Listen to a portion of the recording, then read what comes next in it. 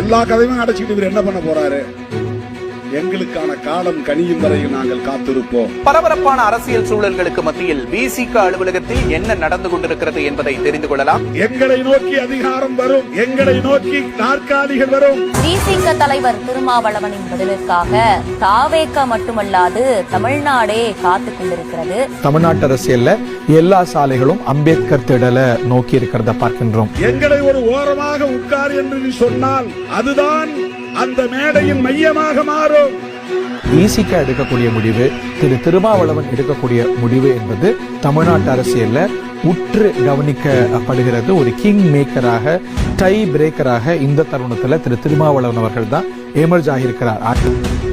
செய்யும் படைதான், எட்டு திசையும் சிறைதான், சிறையை உடைக்கும் விசைதான், அந்த திசையே எங்கள் திருமா.